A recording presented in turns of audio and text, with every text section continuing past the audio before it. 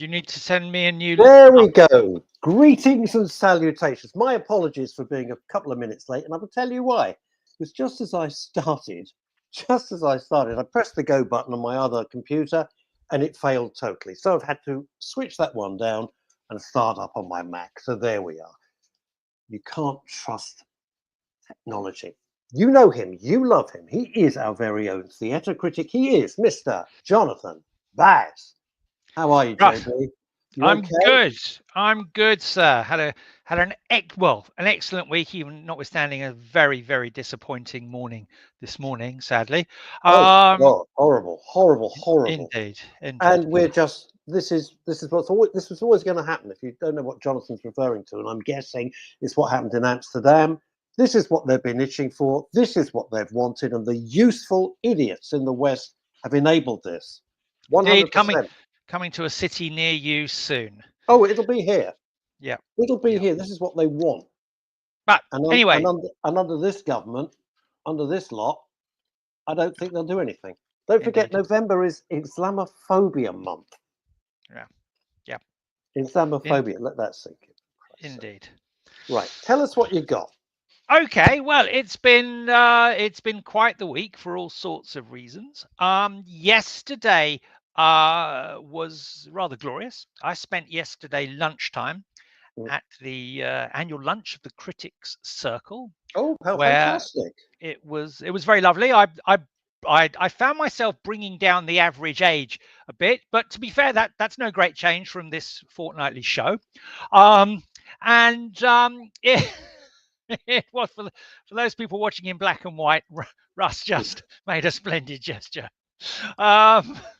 It was very lovely, and an award was given to Sir Derek Jacobi. Oh, I love him. His contribution to culture. Derek Jacobi, now well in his 80s, really spoke glory. You know, it is always a joy to listen to people at the top of their game talking about what they do. He was the best thing in Gladiator 2. Well, there wasn't much to like in Gladiator 2, to be honest. You've seen Gladiator 1, you've seen Gladiator 2. He obviously was prepped well from that for that with I Claudius.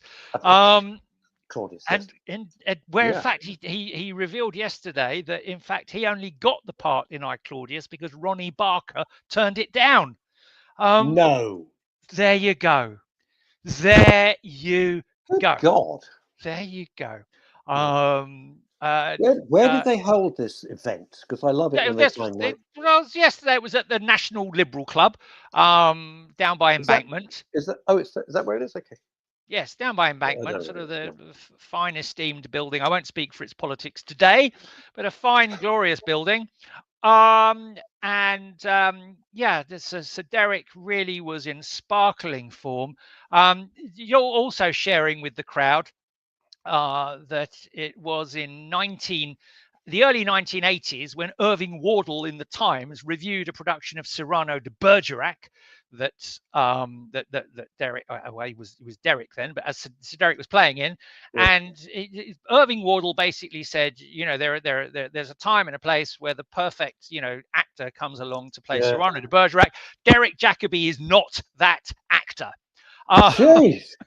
How did that age over time, Jonathan? It did. And aged as well as an Angela Rayner speech. And Jacobi then shared with the audience that he thanked Irving Wardle for that because it had saved him an awful lot of time, because ever since that review, he's never read one review ever again since the early 80s. Because those who can do and those who can't are critics.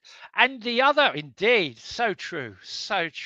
And indeed, of course, the other thing he said, I have to say with a huge degree of humility, is how humbled and how grateful he is. It's from the age of 25, he has always been in work as an actor. And if you're an actor, if you've got any kids who are actors, which mercifully I don't, you will know how rare that is. Indeed. But he said that with, I have to say, the man's humility was as huge as his talent. Did everyone go crazy? I'd have gone mad if I'd have seen it. I'm a huge fan. I think he's wonderful. It was great. It was a great. To be honest, the lunch was ghastly. some of the some of the politics expressed in the conversations was even Oh, worse. oh God! But Oh I God! have to How did you say, keep your temper? like I'd say, You it's a just tough you have to suck it up. it's a tough journey being a conservative small c in the arts world. It's not an easy path I've Well, chosen that's to what I was tread. going to talk about later, but you carry on with your review so we can have a So conversation about it. I will move swiftly. No, you don't have to move swiftly. Take your time. Three shows to talk about. Okay. Two that are good, and one that's just absolutely gorgeous. Oh, I thought you were going to So say ghastly, but there there we you are. go. Okay. There you go. Yes, I know. And to be honest, it's always the ghastly ones that get much more, are more juicy to listen to. Well, But they are. no, this last couple of weeks has been a pleasantness in the theatre. Okay. A magic show. I happened to go there during half term, so I always feel, and I didn't have a +1, and I always feel very suspicious of myself if I'm sat in a family show surrounded by parents and children, and I'm there as a single bloke watching a Yeah. magic show. It's always a bit dodgy. Yes, Rolf Um, Harris. now then. So this is A Maze. It's a show that's on at the Criterion Theatre. An English magician, chappie called Jamie Allen, lasts a couple of hours, including interval. It's just top-notch family entertainment. That's good. Go along and see it. There's close-up cameras on stage, so you can see his card tricks and this and that, and he does some wonderful stuff. And really, what I would say is, go along. Great family entertainment. Tickets are West End, but not ridiculous West And End where was it prices. again? Where The did you say it was? Criterion, right on Piccadilly Circus. Oh, I know what you mean. Yeah, right. Um, Yeah, yeah, yeah. so Never had. Yeah. on until November the 23rd, and as I say, just top-notch family entertainment. I love magic. It's my favorite. I don't like the big David Copperfield tricks where where they Yep. make an elephant or the Empire State Building disappear because that's just crap. But it's clever, but it's it's still there. But Yep. the close up is I can't get enough of it. I adore it. Yeah, Absolutely love it to bits. like I say, if you're looking to certainly to entertain your family, it's good fun. And he's a friend of yours, this chap? No. I didn't know him at all. Hadn't even Oh, heard of him before I sorry, got the press invitation. Oh, I would have gone to that. I would have gone to that. Anything to do with magic, I'm there. Oh, there you are. I thought, Russ won't be interested in this. No, I didn't want to go and see your Duchess of Malfi because I hate those blood gore fest. I can't bear them Jacobean dramas. Loathe them. Never liked them when I was at school. I went out. Interestingly, I went out on a limb, out on a limb. Oh, boom, boom.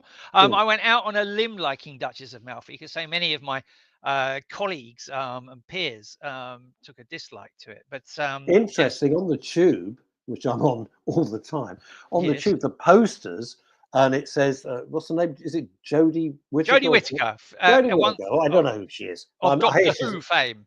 Oh, then I have no idea who she is. I didn't see one episode of that. And and they say, oh, she takes over the. What is the quote on the poster I saw? I think it's a quote from Tatler. She takes over the West End, and I yes, thought, no, she bloody doesn't. No, she doesn't.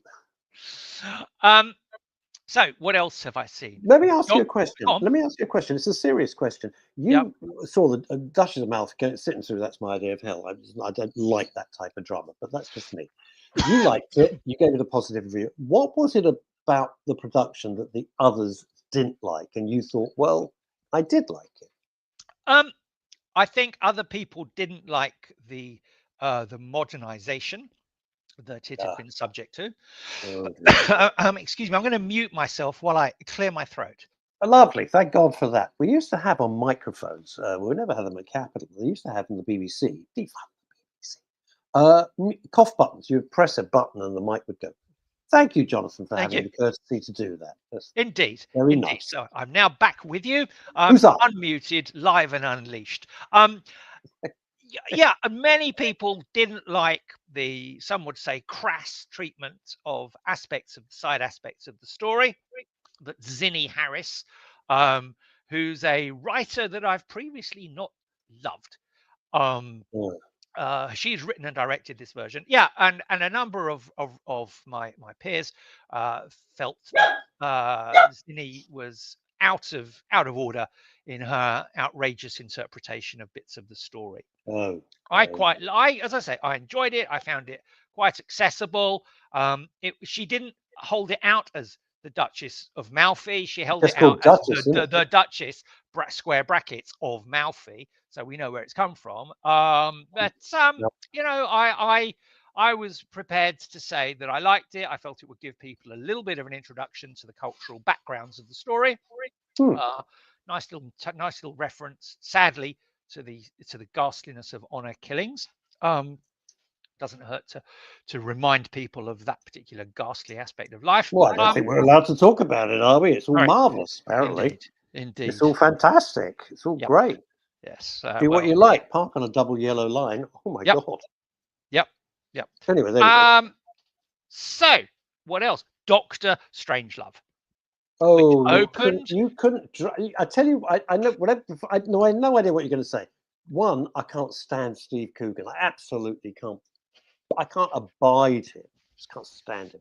He He's speaks very fairly clever. warmly of you. No, he's very clever. I know he's very clever, but something about him I just can't bear. And frankly, the Kubrick film was it. I don't want to see anything else. Thank you. It's like if they did a musical about The Godfather, you know. Fair, Russ, I get that.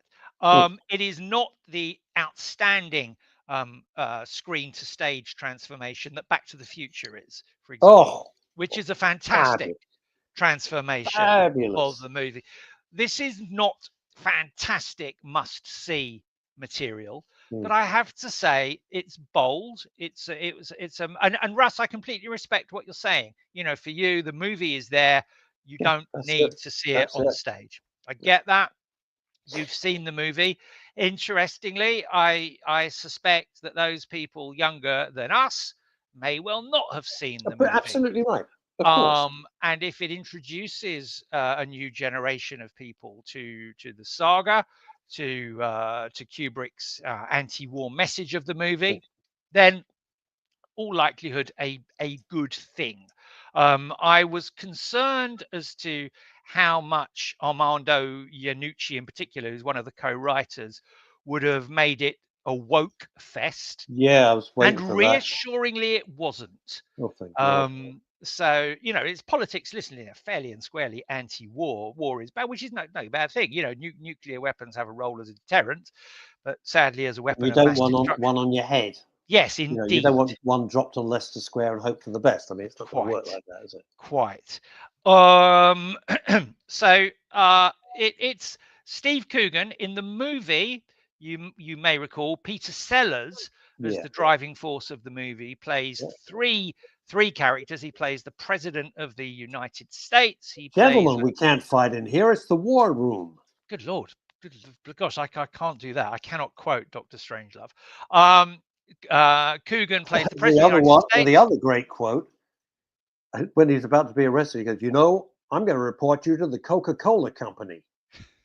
So, fantastic. Just you know, if only you'd have had a warmer relationship with Steve Coogan, you could well have been cast. I've never met him. Neither do I want to. Coogan plays the president. He plays the British officer who's dealing with the absolute American nutcase who does launch this whole ghastly train of events. Chap called that's General Ripper, played here by John Hopkins. And Coogan also plays, of course, the eponymous Dr. Strangelove, a chap who suffers from random limb movement syndrome. So his legs and his feet. And I have to say, Coogan is in and out of some rapid costume changes very quickly. And, you know, Peter Sellers, of course, with Hollywood and all that goes with it and the movie machine, you've got infinite amounts of time to do lots of special effects or makeup changes, etc. Coogan is very good, and in fact, he's also given a fourth role. He is given the role of the B-52 pilot, played, I think, in the movie by Slim Pickens. Slim Pickens, who was a genuine cowboy, cowboy who got into the movie. So it's Slim Pickens. So Major Kong. Major Kong is the name of that character. So Coogan is actually given 4 roles to play. It's and the whole show ends with the very lovely Penny Ashmore rising. And I know this was a great line to write. She rises from the Noel Coward's bowels. I enjoyed reading that as she platform comes up from beneath the stage and she sings "We'll Meet Again." Oh, It's on at the Noel Coward Theatre. oh, For the sake of those people, again, watching in black and white. And everyone, it's a great big sing along as the whole world explodes in flames around them. yeah. It's good fun. A lot of rock concerts back in the day would start by showing the last 5 minutes of Doctor Strangelove, because it's all atomic explosions, etc., Yeah, etc. And they'd yeah. get everyone in the mood, and then the band would come on. So Now they start with "Ecstasy of Gold" by Ennio Morricone, which is a gorgeous tune from The that's Good, the Bad, and the Ugly. we're talking about the greatest band in the world, Metallica. Indeed, Oh, quite. love them. So, good fun, not a must see, but a enjoyable night at the theatre if you're up for spending on a West End ticket. It's Yeah. good fun. Here's the thing. I'm going to ask you a question. And Peter Sellers, who started off as this kind of chubby comedian and then morphed into this huge Hollywood star. If you look at him, the transition from who he was to who he became is physically very striking. And I think he thought he was I mean, he was very good. He was very good, but I think he was consumed with the fact he thought he was a genius. Treated his children abysmally, treated his partners abysmally. He was not. I mean, I loved his film Pink Panther. I love Peter Sellers, but a horrible guy because he thought he was a genius. And you can't go through life like that because you're not a genius, right? And I wonder if maybe it's just in my head. I think Steve Coogan has a slight touch of thinking he's. I mean, he's very good. You know, Alan Partridge is inspired, quite brilliant. I just wonder if there's a sort of almost a DNA that you could link between. Once you get touched by Hollywood. Yeah. Yeah, look, it's interesting. James Corden was a top chap. Oh, The History Boys, One Man, yeah. Two Governors. Yeah, yeah, yeah. He was top. Really, No, no, really, no, really no, no. good. Absolutely, it's no denying who he And then was. Who he America became was very gets their difficult. hands on him, and he becomes a little bit of a monster. I think Um, we can revise that and take out the bit as I'm editing endlessly. I spend my life editing. A little bit of, because I do know several people who've had yeah. dealings with him. So Just a horrible. for sure, Horrible. Hollywood, There's no need to Hollywood, be like that. Doesn't matter who you are. You can always be gracious. You don't need to behave like a monster because it will catch Hollywood. you up. It'll catch you up. And it's quite interesting because there's a massive name drop coming up, but referencing again totally unconnectedly Ennio Morricone, who Mm. I met in the last year of In his life Rome, you met in him. Rome to do his final ever interview, and albeit his duplex apartment in Rome was gorgeous. But you would, and this is a man who's really worked at the highest levels of Hollywood for a Absolutely. number of decades, Yeah. albeit probably deserved a couple more Oscars than he actually got. But really, someone at the top of his game worked with Hollywood at the top of their levels. And this man who lives in a flat in Rome, lived in a flat in Rome with his wife who made the coffee for our interview. It was the most homely, modest megastar you could Yeah. imagine meeting. The Yeah. only way to describe it: humble, modest genius, Yeah. touched by Absolute genius. Hollywood. And thankfully, he had he had the antibodies within him to be immune to the Hollywood virus. To be fair, it probably helped that he never learned to speak English. Did he not? Nope, Good. didn't speak a word Good of for it. him. Good for him.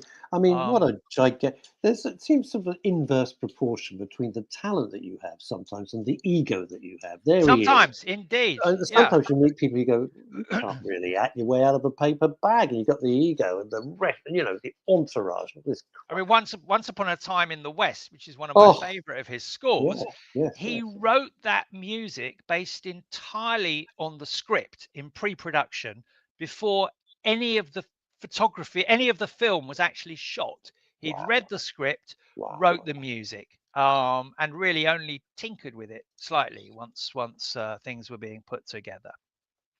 Um, the final show that I want to talk about is another, well, in some respects, it's a screen to stage adaptation, but it really isn't. I'll explain why. And Mm. this is The Curious Case of Benjamin Button, which Ah, is a musical now arrived at the Ambassadors Theatre, which is a small West End house. In fact, much like the Criterion, another of the West End's smaller houses, Criterion's a lovely theatre, isn't it? where it's It's on a smash. until February. Now, most people hadn't even heard of the Benjamin Button yarn It's the until Brad the Pitt. Brad Pitt? 2008 Brad Pitt movie, Yeah, which Brad was Pitt. set as F. Scott Fitzgerald wrote it in New Orleans.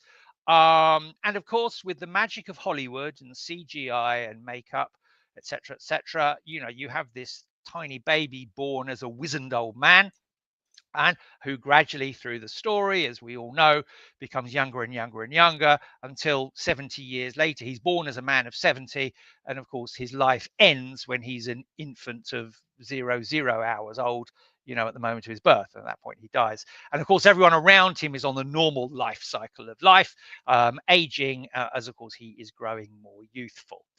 The two writers of this show, I think you're describing Chantal Rickards. well, quite. I'm certainly not. Gets younger every time I see her. I get older. How's that Quite possible? agree. And agreed. You know, Russ, as I'm looking at you as I talk about this 70-year-old chappie who's born Yeah. all wizened, you know, it was giving me it was putting the vision into When my I words. next see you, I'm going to bitch slap you so hard. I just want you to know that. I'm God warning bless you now. You've been God warned. bless you. Anyway, these two chaps, Darren Clark, who's written the music, and Jethro Compton, who's really written the book and the whole concept of this show, have actually moved it from New Orleans to their native Cornwall. So it has no relationship with the movie. I have to say, Mrs. Baz, who came to the press night with me, watched the movie the night before. And I'd seen it in an earlier It's version at so Southwark Playhouse. random. I You're said, going to take it don't. from New Orleans to Cornwall. You're not sure that I'm not sure that you want to watch the movie. And she then confessed that it really hasn't helped much. And it's lovely. Their treatment of it is really lovely. And again, Let's I'm touch on the fact, you know, because I talked about, you know, special effects in Hollywood and makeup, etc., with Doctor Strangelove. Of course, the movie version of Benjamin Button, they've got millions of dollars of special effects to throw at it, and all the time in the world. A musical has 2 and a bit hours, and it all happens on stage. And the writers, producers decided early on they were not going to do anything too fancy with the lead actor, who's John Dalglish, who you may have seen in Sunny Afternoon, the Kinks musical a few years ago. Oh, I missed that. And I really wanted to see that. He's brilliant. And rather than, as I say, clever things with dolls or makeup or projections or this, that, and the other, he starts off as a fully sized bloke, which he is, with a pipe and a hat, spectacles, stooped, behunched. He's an old curmudgeonly man. I like the sound of him straight away. And it's done really bravely, really imaginatively. The cast around him, and I'll talk about his other half in a couple of minutes, the cast around them all play a multitude of roles, and it's also what's known in the business as an actor muso production. So the cast also play the musical instruments of the musical. You've got a drummer sat up the top. He doesn't really walk around much because he's got his drum kit, but everyone else either sits down at the piano or picks up their violin or their cello or their double bass or trumpet. And actor muso productions, if they're done well, never cease to earn my unending respect, because these guys are just so talented. They can act, they can dance, they haven't got music to look at, so they're all playing from memory in the work, and the music is gorgeous. The songs are gorgeous. It's very folksy. It's very set. It's around a Cornish fishing village. Believe me, it works.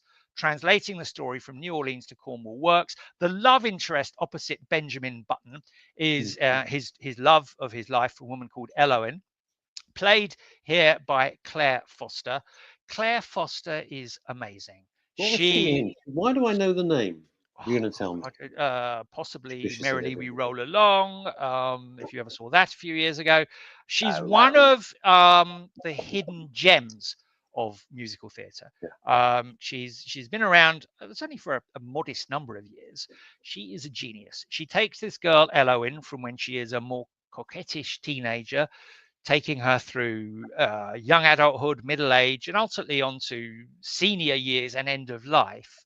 And she breeds such passionate humanity into this role and into her singing and into her performance that is gorgeous. It's one of the best roles on stage for a woman I've seen this year. Similar to the way John Lithgow, not that I hugely enjoyed the play, but John Lithgow's role Dahl in Giant, equally an immense performance. His work was I'm a huge John Lithgow fan. I hated the idea of the play, as we talked about it. His work in Giant is Claire Foster as Eloin.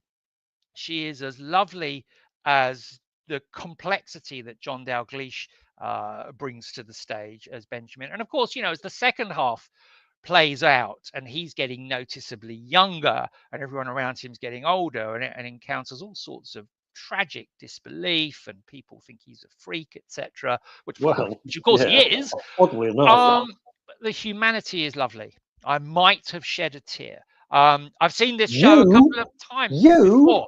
It's had some earlier iterations at the Southwark Playhouse.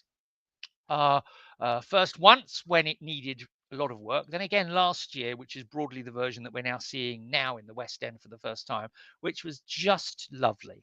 And in this cast and in this production, which has had a lot of money thrown at it as far as stage setting, it's gorgeous. Go get a ticket. You think it's going to do well? I hope it does well. Because it deserves to do well. It's not a story. The reason I say that, I always look at this. If a producer came to me and said, "Would you like?" I'd never invest, by the way, because I can't. But if let's pretend I could, and they said, "This is the story," I'd go, "I don't think so." It doesn't, and it's lovely to hear that it's such a beautifully done, It's been a long time in the gestation. And it shows. You get some new writing that's frankly mediocre. There was a brief exchange unquoted in the Times this week with my opinions on Why Am I So Single, the new musical from the writers of Six, which is closing. Posters are everywhere on the tube. But they can't sell any seats for it, largely because, as Hal Prince famously said, the three components of any good musical are the book, and the book. And I've said that before. And Benjamin Button is a good book to build a show around. Equally, the life of Ava Peron, also a great story to weave a show around. But brave. I mean, you think about this. If you think, think about the genius of Andrew Lloyd Webber, etc. Yeah. You think about the genius. You've got a story. Most people, let's be honest, are not familiar with at all. It's in a country thousands of miles away. We don't know anything about their politics. We don't really care about their politics. We don't really care about the country. And then suddenly there's this incredible story. It's brilliant. It's the ability to spot that story and craft a narrative around it. And to be fair, the writers of Six, when they wrote Six, brilliant. Henry VIII, let's put a story around his wives. What a fantastic idea. The idea is great. I won't go and see it, but the idea is great. I don't want to see Hadestown. Quite. Well, I would say Hadestown is also worth a watch. It's worth it. Yeah, I know. This has been jolly. Is that it? That's everything? That's all you get. Brilliant. Jonathan Baz, you legend. Thank you so much. As always, I'm going to keep Chantal for a few minutes because she won't want to be part of this. I know what's going to happen. So I'm going to say goodbye and spare your blushes. So cheerio. Bye-bye. Bye-bye. Thank you so much. See you in a couple of weeks. So I'm keeping Chantal off for a bit because I know she won't want to be part of this. I've kept very, very quiet about what happened in America. I have not commented. I think it was worth it just to see Emily Maitlis's face, frankly, alone. If you're supposed to be a broadcaster, unbiased, and I've never pretended to be unbiased, right? You pay what you get. And that's it. And you have to be removed from the studio because you're ranting and raving and foaming at the mouth. When Jimmy Kimmel, damn, is crying, it's worth it. So I'm leading into some of the things that came out of this, right? And I wish I could have thought of it myself, but I didn't. But there's a show I've been watching for a couple of years called The Great Gutfield Show. I can only watch it on YouTube. We don't get it over here in the UK. And it started off as a little tiny show, little tiny nothing show with a budget of about 3 and 6. And it's now the #1 late night show. It's completely different. It's actually completely trashing Kimmel and Fallon and Colbert and the rest of it. Anyway, it's not everyone's cup of tea. I watch it every night. And there's a guy in it called Tyrus, who is a huge, big, black former wrestler. Never judge a book by its cover. He is so articulate, he's funny, he's brilliant, and he's smart as a whip. And Tyrus summed it up. I wish I could have thought of this myself, and I didn't, but I always give credit where credit is due. And he said, you could sum up this election in 2 words. 2 words. Bud Light. Bud Light. Some ludicrously self-opinionated, woke executive decided, you remember the story of Bud Light. She didn't like the audience. She didn't like the people who were buying Bud Light. Didn't like them. Despised them. Despised them. And so she brought in a man called Dylan Mulvaney, who dresses up as a woman the whole time, not in an amusing Danny LaRue way, but an insult to women all over the world, quite frankly. And this Dylan Mulvaney became the spokesperson for Bud Light. It backfired so bad, it cost Anheuser-Busch billions and billions of dollars. So why am I telling you a marketing disaster story? Because if you despise your audience, if you call them stupid, if you call them ill-educated, if you tell them they can't read, if you call them fascists, it's going to bite you on the arse. So the Bud Light is the analogy, really, of what I could talk about this for hours. I won't, because Chantal's going to come on. We're going to talk about TV, and I'm not going to drag her into this conversation. I really could. I feel very passionately about it. But the one thing which does lead into Chantal is this. Despite, by the way, Harris was the first billion-dollar funded president. It cost billions, and she was the first one. The spend from the Harris versus the Trump campaign was 2 to 1. 2 to 1. So be careful where you spend your money. But what it proved is this. 1, mainstream media is dead. I've been saying this for at least 2 years. Mainstream media is dead, and it has been proved now that it's dead. Because the major influencers were Joe Rogan. People like that, people who are on YouTube. Yeah, little tiny shows like this. You can have millions of viewers, you can have hundreds of viewers, and I'm grateful to every single one of you, because this is all self-funded. Do it myself because I love doing it, because I love it. I love Jonathan on. I love having Chantal on when he can be bothered, Phil Dave and everybody, and Neil when everybody, Liz and everybody. I love it, so I'm happy to do it. I'm proud to do it. And it's just a one-man band. I don't do it. I don't make any money out of it. I do it because I enjoy it. Okay. So mainstream media is dead. You can't trust them. Pollsters, you're stupid. You know what the hell you're talking about. I've always said that, right? Hollywood, you're dumb. Because this was an enormous FU to all these preaching people with their private jets, multi-million-pound houses. No one cares what you think. No one.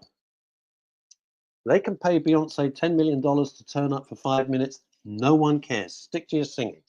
George Clooney, stick to being a mediocre actor and a not bad director. Mark Ruffalo, stick to being a giant green monster who gets that when he gets angry. No one cares what you think. It's irrelevant. Get on your private jet, fly off to Canada, go off whatever you're going to go. No one cares anymore. It's a busted flush. You're done. That's it. I could talk about it for hours, but I won't. Let's talk about wonderful TV. Let's talk about, I'm not going to do this and tarnish Chantal, because I know we have very differing views. All right.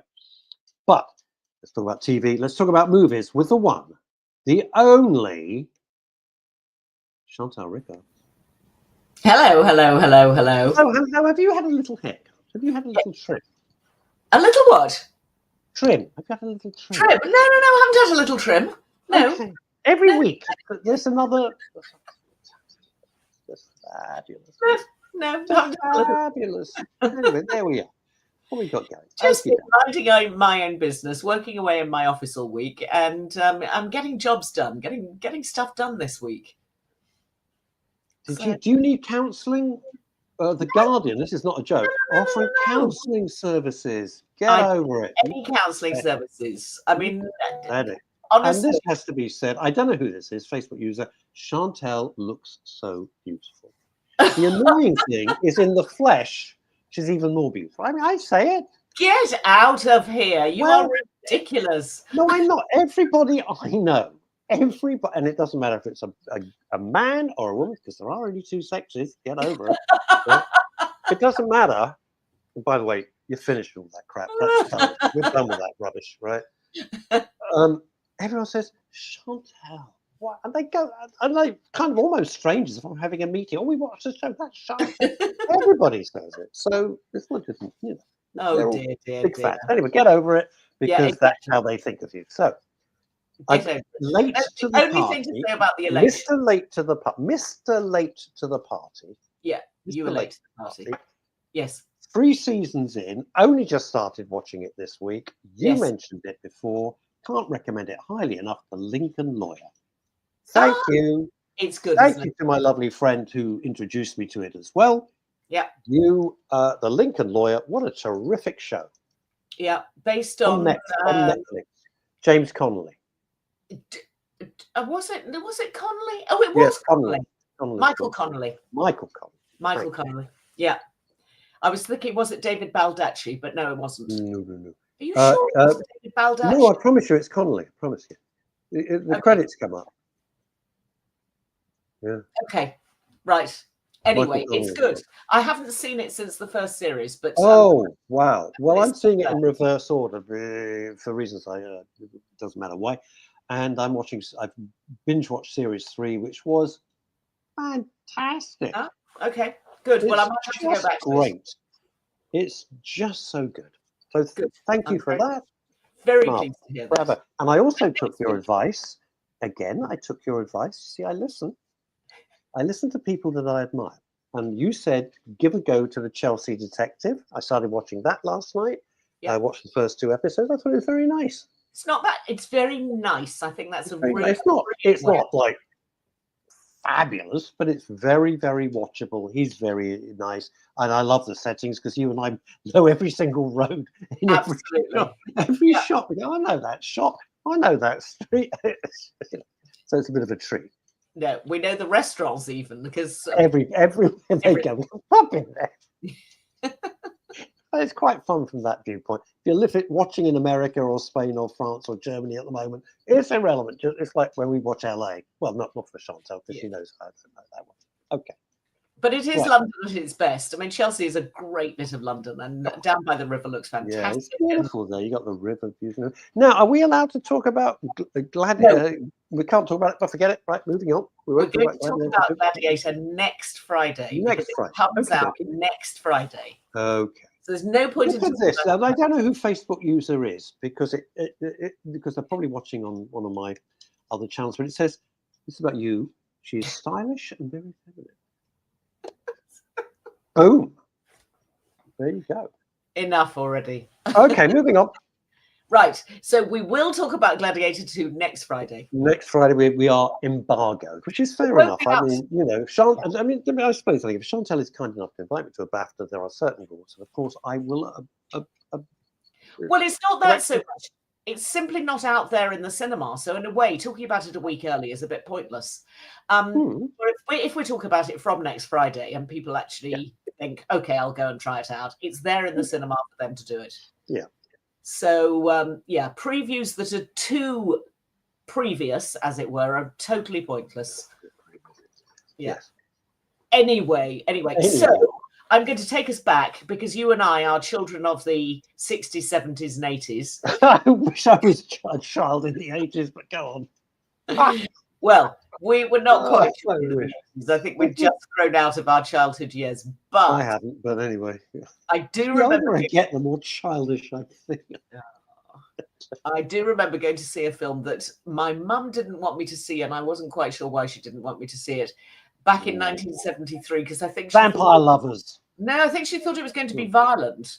And in 1973, we were graced with the film version of the book that had come out 2 years earlier of The Day of the Jackal. Do you remember it? Oh, yeah, of course. Frederick Forsyth. Freddie Forsyth, exactly. Oh, fantastic book. What a book. Inspired me to write novels. The book was tremendous. You know, political intrigue, political thriller about a gun for hire, but a sort of posh Brit gun for hire. And we know all nothing based around the assassination or an attempt on the life of Charles de Gaulle. Yeah. So that was what the original book was like. Well, somebody has cleverly updated it 50 years on. Crikey, what have we been doing for the last 50 years? And go to hell in a handcart, mainly. Last 50 years. And it stars Eddie Redmayne, who has now got, I think he's got a Tony, he's got BAFTAs, he's got an Oscar, he's got Olivier. I mean, he's a spoiled man, but that's because he's incredibly talented. He's always also very good at dressing up. Not that, you know, you're into probably movies about transgender people, but he was nominated for top of my list, I'll be honest with you. But I saw that film. I saw that one movie. Yeah. And actually, he was good in it. That was the Danish girl. But of course, the thing about the Day of the Jackal is about all the different disguises that he takes on. And Eddie Redmayne must be that person who is incredibly patient in the makeup department and who sits there and lets them change his whole demeanor over the course of, well, sometimes you can be in a makeup chair for 5 hours. I mean, more than that, clearly, they like Colin Farrell for Penguin. He's sitting absolutely. there for hours on end. Can you imagine the patience you have? I can't. No, I really can't, because I would need the loo. I would need the loo. Yeah. First anyway, so Day of the Jackal has been updated. It is modern day. There are things like sort of international alliances. There are mobile telephones. There are computers. There is the dark web. All of those things that modern technology brings us. It's all there as part of the story. The story also about the posh Brit who is the assassin for hire. In this version, which is out now on Sky and on Now, so I know you can. It's on Now. Oh, because it's on that's Now. Good. All right. It's also on Sky. I'm sure it's probably been released around the world because somebody has spent an enormous amount of money. I mean, masses of money has been thrown at the screen, and deservedly so.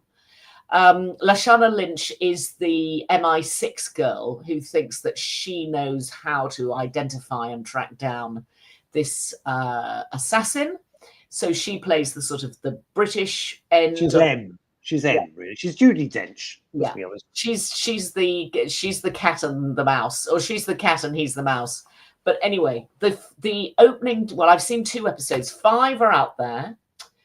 Another 5 will be dropped by Sky at some stage. I don't know when. But I think they just sort of want to hold on to the audience as long as they can. So they're dropping them in 2 chunks. I've rattled through the first 3 episodes. I started watching it a couple of days ago thinking, I'll just put it on in the background. In the background while I do my ironing. Whilst I do, well, I was working at my desk. And then for the first 20 minutes, I realized that I hadn't got the plot at all. I kept thinking, I should be, up to speed with this. But there's virtually no dialogue in the first 20 minutes because it's all Eddie Redmayne. And of course, he's a character on his own predominantly. He's not interacting with anybody. He's just, preparing for the first assassination. And I kept then rewinding. No, was it Edward Fox?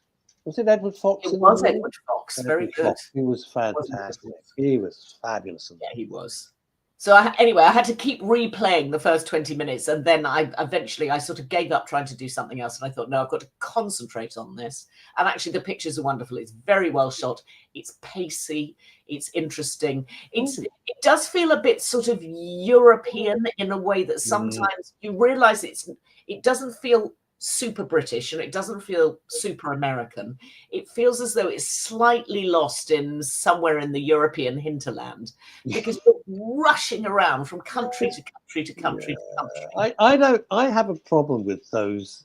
They used to do them years ago when they were sort of collaborations between various European production companies. So you'd have to have a shot in Switzerland, then they'd have a meeting in Vienna, and then they'd be up the Alps, and then they'd be in Venice. And you go, why are you doing this? You could have done this in an office in Surbiton. I mean, you know, the way it helps the story progress. Possibly for tax breaks. Duh. Yeah. Totally. Yeah. There is a reason to go and shoot in all of these different European countries. It's not for no reason at all. Not because they wanted a holiday. Yeah. That's it. But no, I mean, James Bond really suffers from the same thing. It was always that film that took you round the world, and you saw places through James Bond movies that you just didn't otherwise see. Well, don't forget, it's the big, if you go on public transport, like me, Citizen Smith, it's the big 60th of Goldfinger, which, as you know, was not even the first Bond movie. It was Dr. No, and then From Russia with Love, and then I think Goldfinger, if I got it right. Maybe Thunderball before that. Anyway, 60 years. We weren't traveling around. No. British population was not, you know, if you went to Spain, it was a big deal. Yeah, no Judith Chalmers, no Anna. So to see these wonderful locations, which we could only marvel at because we were never going to get there, you understand it. Anyway, those early Bond films. Yeah. Just fantastic. Yeah. Watch one every day. Just marvel. Yeah, because it's a nice. And that's how people like David Attenborough, as you say, you know, to places we'd never go, possibly never even heard of. It was wonderful. It was a different time. So, anyway, Day of the Jackal. So, Day of the Jackal, 10 episodes out right now, or 5 episodes out right now. The story slowly unravels, but basically it's like, who's going to employ him to assassinate who? And who is going to chase him, and who is going to be involved in the tracking down? So there are lots of interesting characters that are brought in. There's quite a lot, actually, interestingly, and we're not going to talk about the election, about people who are sort of the tech bro gang, and whether they are good for the planet or not for the planet. And clearly somebody out there doesn't think they are good for the planet, and takes out a hit on one of these sort of giant billionaire type. Am I going to get my Amazon packages then? Not that it's all about me, but that's where I'm going with this thing. It's the end of the very end scene of the movie from all those years ago, which is still a terrific film. Yeah. Is they think they know who Edward Fox's character is. They've got his real identity somehow. And they finally, in the final scene, break into the security services, break into the flat. And a chap goes, "Excuse me, who on earth are you?" It was all very posh. "Who are you?" And they go, "We're the security. We're looking for so-and-so." He says, "Well, I'm Fred. You know, I'm Cedric Smith. That's me." And they turn to each other and went, "Well, who the hell was the Jackal?" And they have no idea. They have you never know the reality of who he actually was. And I thought that was a wonderful final little twist. It was great. Indeed. And what we don't know at this stage is this going to be faithful to the book? The fact that it's a 10-part television series might suggest that it could be a series that goes on and on. Well, here's an interesting question then. Is 10 episodes too many, as it will dip a lot in the middle? That's what happens. Some of around 4 episodes 5 and 6, sometimes 7 and 8, it kind of dips in a lot of shows. It's a very good question. And some of the critics have said it's a little thin in places and that it should have been conflated. Yeah. So, but I haven't seen all of them yet, but it may be a bit baggy and blousy in the middle, possibly. Which is interesting. So to come back to the Lincoln Lawyer for a second, you think, well, here's the storyline. There's kind of interesting individual bits, but there's like an underpinning storyline that runs through each season. Which is very intriguing. And there's ups and downs and setbacks and all the rest of it, as you do with a story arc. But it never slows down. It's always very interesting. Great characters too. Anyway, so you feel invested. You feel invested. You think, I want this person to pass their exam. I don't want that person to get killed, which is rare. Normally I sit there, I don't care. Television, it's not real life. I'm not going to pay my visa bill, is it? So there we go. It's kind of how I get through life. Oh dear. Yeah. Anyway, do you think, I can ask you this, and it's not a political question. No, you can ask me I wouldn't do anything that. you like. No, I wouldn't do that to you, because it's with what's happened, with the fact that Hollywood came out so clearly on one side and everyone said, we don't care. What your opinion is of zero interest to us. Robert Downey Jr. I mean, these are people I love his films. Arnold Schwarzenegger, I love it. No one cares. We're not interested in you. Is that going to have an effect? Creative. Talk about it creatively. Creatively?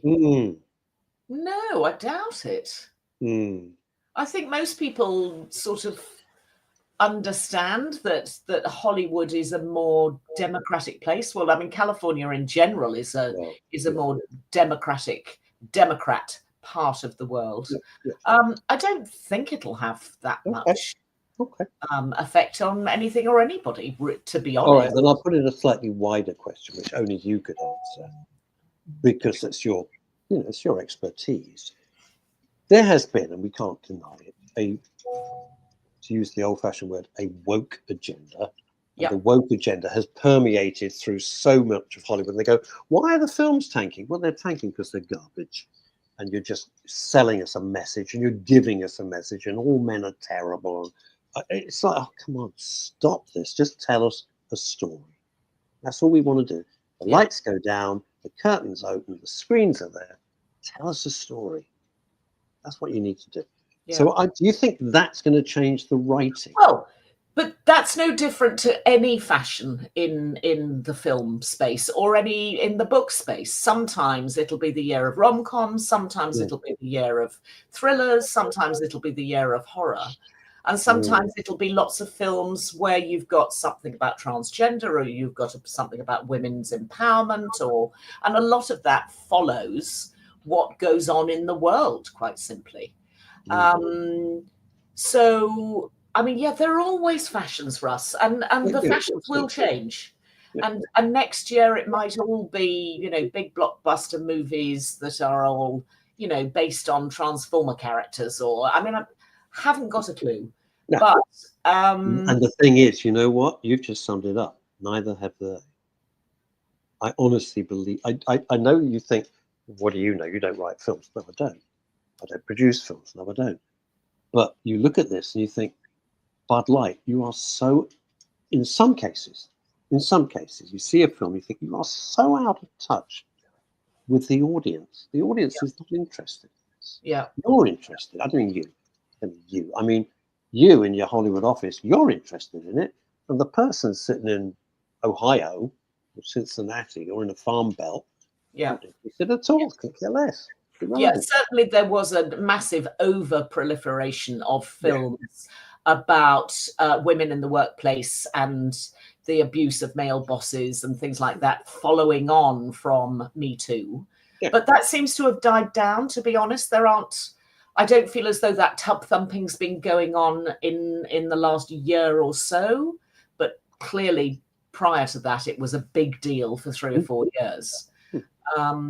So I'll have a look. I'll read up some stuff on trends and see what the trends are. But of course, it takes a long time for these trends to play out, just because of the lifespan of a movie. Which is why I'm starting my book all over again, because the trend has changed. The average movie that actually gets onto a screen has taken 8 years to get there. If you're lucky. If you're lucky. You're lucky. It takes forever. I remember Christopher Fowler, the wonderful author who passed far too young from cancer. One of my favorite authors. He created the Bryant and May series of books, which I've read all of them. I just adore them, about 2 detectives. Just a fabulous writer. I went to meet him and everything like that. And people said, these books are crying out for television.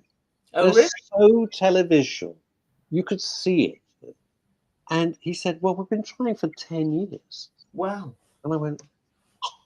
And then you see some of the absolute garbage that ends up on TV. You say, this is a wonderful wealth of terrific material, great stories, wonderful characters. Anyway, so it takes forever to get anything done. For sure. It is an absolute lottery. Anyway, I'm going to take us back in time again. Oh, good. Yes, and another week of reflection and taking me back to my younger years, because I vividly remember the story of Lord Lucan, who. Oh God, yes. Oddly enough, he's in my book. Oh, he's in your book. Well, for those that don't know, Lord Lucan was a British earl, the Earl of Lucan, who allegedly murdered his nanny. Well, I don't think we're going to get sued. I don't think we're going to get sued. 1974 was the year. Yeah, and disappeared. And there have been lots of the British Channel, in case you wonder where he was. Yeah, lots of films, lots of stories, lots of sightings. I mean, it was a thing. It really was a thing. It was huge. It was a huge story. A huge thing. He thought it was the way that the story goes. We think. What the hell do I know? Just finished law school. He thought it was his wife. Turned out to be the nanny. He murdered the nanny. Thought, oh shit, I've made a bit of an error here. Yeah. And then he went on the lam. Yeah. That was the last time he was ever seen. Last time he was ever seen, and he had been a playboy and a gambler, but he was very top drawer, lived in Belgrave Square, and, supposedly had this sort of gilded life, but clearly there were... Yeah, he was a big gambler, I think at the Astor Club or something. He was known as Lucky Lucan. Aspinalls. That was it. Yeah. Thank you. Anyway, interestingly, what I haven't ever seen before is a story that comes from a completely different angle. Oh, okay. And this is a 3-part documentary that dropped on the BBC this week, which is from the perspective of Sandra Rivet, who was the nanny, of Sandra Rivet's son. Oh. And wow. Yes. And it is, I don't want to give too much away because it's completely fascinating. You absolutely have to stay with it to the end because it's very, very surprising. And it really does make you think quite differently about it. There actually isn't that much about Lucan or about the night that it happened. This is about the story of a survivor, if you like. Now, her son was adopted, and this is part of the story. And the son who was adopted was told at the age of 11 that he was adopted. But then as he got older, his mother kept mentioning that one day he would find the brown envelope, and he had no idea. The brown envelope. Brown envelope.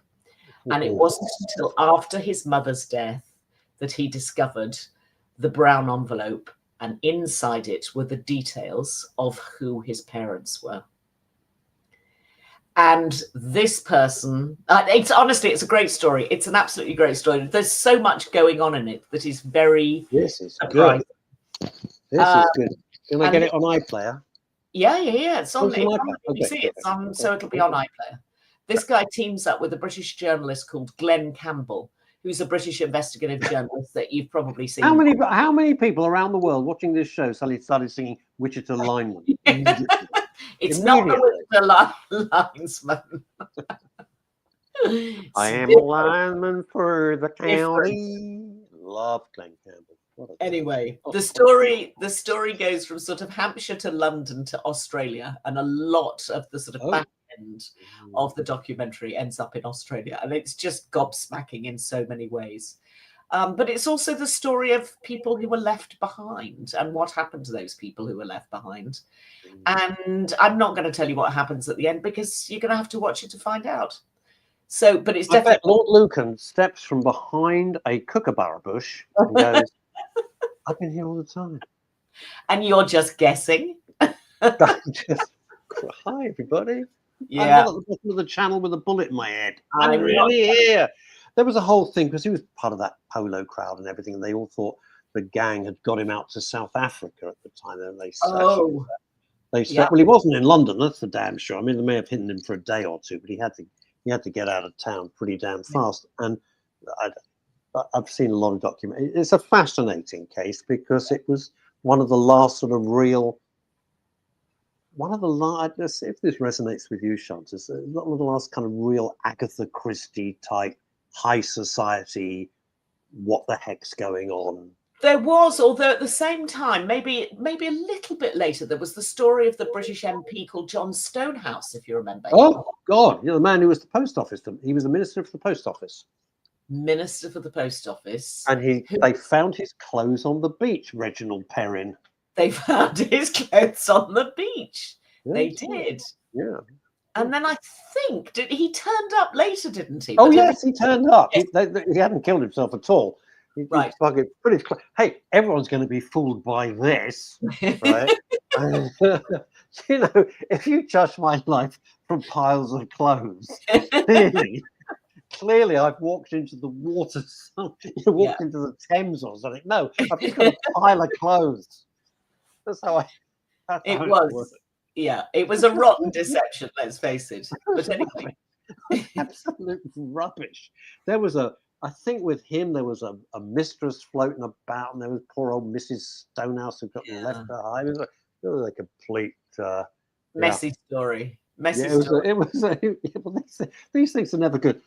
They're fascinating on the outside if you're not involved. If you're involved in it, it's absolutely ghastly. Probably ghastly. But I mean, there's one thing in the Lucan documentary where I interpreted the fact that Lord Lucan had left his car and abandoned it in New Haven, which is a port where you get ferries to France. Yes, and the journalist who was reporting it at the time said, well, obviously, he just drove to the coast to throw himself off the cliff. And I thought, don't be ridiculous. He drove himself to New Haven to get on a ferry. But clearly, two people had seen the same thing, me 40 years down the line and her at the time. And I thought, wouldn't you obviously, if you were fleeing, get on a boat to go to France? Why would you drive all the way to the coast and then throw yourself off a cliff? None of that made any sense to me at all, but that was how it was interpreted at the time. I will only tell you this, and then I know I must let you go, but I will tell you this, that when we had a studio, we were talking about people who ended their own lives, and I had two brothers in. And one was the brother of a senior cardiac surgeon on the NHS, who was based in London. And the brother receives this long text of things to do, and he's reading this text on his phone. He's thinking, why is my brother telling me all these things? Where everything? I don't understand it. You know, it's just a normal day at work.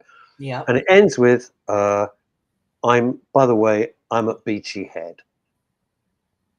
Yes. And you go, oh. Yes. So people don't, my point being, when people are in that terrible state of despair, as this brilliant surgeon was, you do very, very strange things. Indeed. Things to do to take yourself down to. So it's not beyond the wit of man that he could have driven to the coast and whatever. Yeah.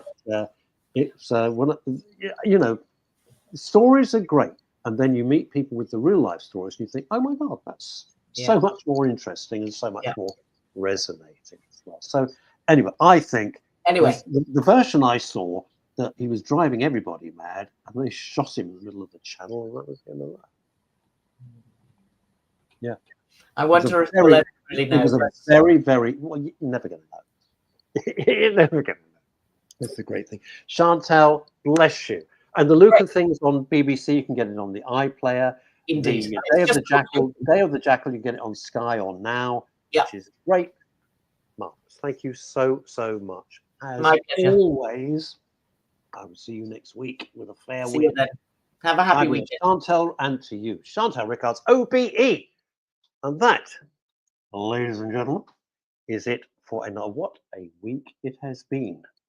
History has been made. We shall see what we shall see. I'm just glad I'm not David Lammy, having to suck up lemons. And really, I didn't really mean it. And I called you. I was just kidding. We're all friends now. We're okay. Jesus Christ. Anyway, have a wonderful weekend. Enjoy yourself. Do your best to stay out of trouble. And I'm off to record Walk the Talk, The Hero's Journey, with a fabulous guest, which you'll hear in a few weeks' time. Thank you so much for joining us. Hugely appreciated. Bye-bye.